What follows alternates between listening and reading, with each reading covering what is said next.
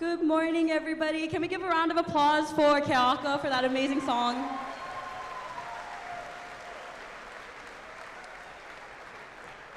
It's so incredible how God is able to work in so many of our lives. And today I want to share a little bit with you about how God's worked in my life.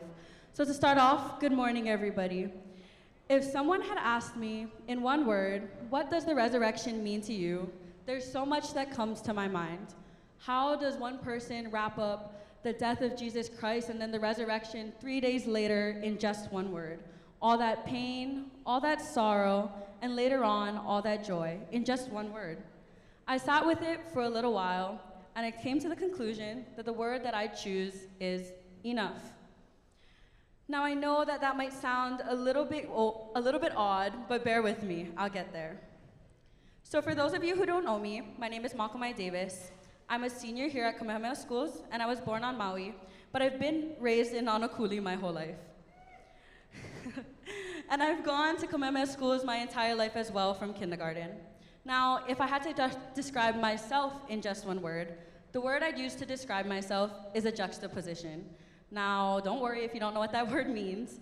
It means that two things that are kind of opposite are placed really close together. And for a long time, that's how I felt. Like I was living between so many different worlds in my one body. Here at school, we're blessed with privilege, opportunities, and so much things. Conversations are about travel, our future, what college we get to go to, but back at home, it's really different. Back at home in Nanakuli, conversations are about sometimes where you're gonna get the next meal, sometimes how your parents are gonna be able to put food on the table. And it was difficult living between those two worlds. I felt like I existed, but I never fully belonged. I learned how to move between those two spaces, but never felt like I was enough for either one of them. And that feeling of emptiness, that feeling of insufficiency, it wasn't just at school and at home. It followed me into so many different places of my life. Growing up, I was involved in a lot of things, like I'm sure a lot of you are, whether that be academics, sports, student leadership, performing arts, whatever the case is. And I did it to stay busy. I kept achieving things, and I kept trying new things. But if I'm being honest, all of that came from a need to feel like I fit in somewhere. I was proud to be Hawaiian, and I was deeply connected to my Hawaiian roots because my family speaks Olala Hawaii at home. But we're Christian, so even navigating that was so difficult. I always felt like I was standing between multiple different worlds. Everywhere I went, it felt like I was almost enough. Almost enough for this friend group, almost enough for that space, and almost enough for all the expectations around me, but never quite there. So I started chasing that feeling, chasing belonging, chasing validation, and chasing the moment where I would feel like I was finally enough by doing everything that I was doing. And I tried to fix that emptiness by doing more, achieving more, and becoming whatever version of myself I thought that people would want me to be. But no matter how much I did, that feeling of emptiness and insufficiency never went away. Eventually, that emptiness started showing up in the way that I lived. I kept looking for belonging and validation in all of the wrong places. Gossip, unhealthy friendships, unhealthy relationships, hiding things from my parents, and even messing around with things that I knew weren't right. And I know that those might be things that a lot of you can relate to too. I kept telling myself that I'm still a good kid though, because I had good grades. So no matter what I did, it didn't matter. I was still doing well on the outside, but inside, I'd felt more lost than ever. Until everything had hit a breaking point. My family was struggling with our own problems, and I already wasn't mentally okay. To add not feeling at home in your own home when everything else and every other place was already a place that you didn't feel like you belonged, it's hard, and I was lost and broken. But one invitation to church had changed everything. One family member of mine kept inviting me to church, and one day I finally accepted that invitation.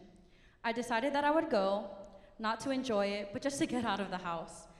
And that night during worship, something had shifted in my heart.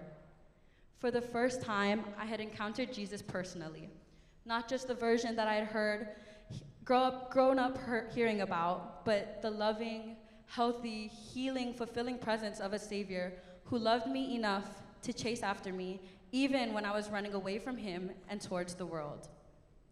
In that moment, God showed me my sin, not to shame me, but to free me. He showed me that nothing in this world could ever fill the space in my heart that only he was meant to fill.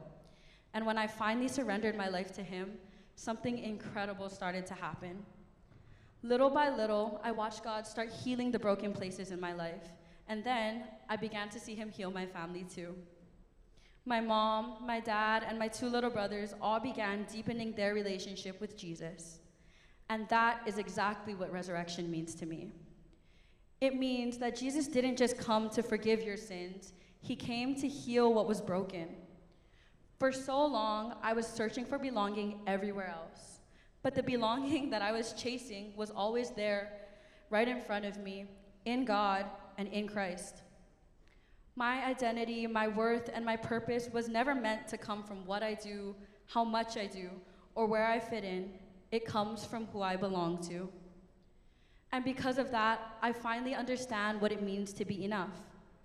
Not enough because of what I've done, not enough because I've proven myself, not enough because I won the championship game, not enough because I got an A on my test, not enough because I've proven everything that I said I would do and worked my butt off, but I'm enough because Christ says I am. I'm enough because his sacrifice on the cross covers all of my mess, all of my mistakes, all of my sins, and all of my doubts. I'm enough because he loves me. So today, I just want to leave you with this. This isn't just my story, it's an invitation for you. Maybe some of you feel the same way that I used to. Like you don't fully belong anywhere, like no one gets you, like you're always trying to prove yourself, like you're always chasing something more and hoping that one day you'll finally feel like you're enough. The good news of Easter is this, that Jesus sees you, each and every one of you. And he loves you, and he wants to bring that healing and that freedom into your life too.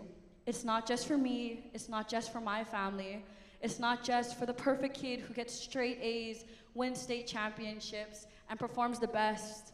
It's for the broken, it's for those who feel like God is calling their heart, it's for those who feel like they're insufficient in certain places. And the truth is, because of his sacrifice on that cross and his resurrection 3 days later, in him, each and every one of you sitting in this gym are enough. Thank you so much for listening, and remember that God loves each and every one of you and sees you. Mahalo. And we are going to pray. Bow your head and close your eyes. Dear Heavenly Father, Lord, we just thank you for each and every student, each and every faculty member in this gym, Lord.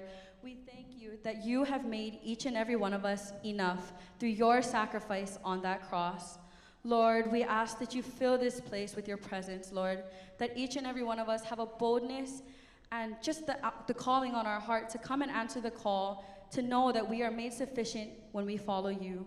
We thank you for your love, for your mercy, for your healing that we are so undeserving of, but you give it to us anyways. We love you, Lord. In Jesus' name we pray, amen.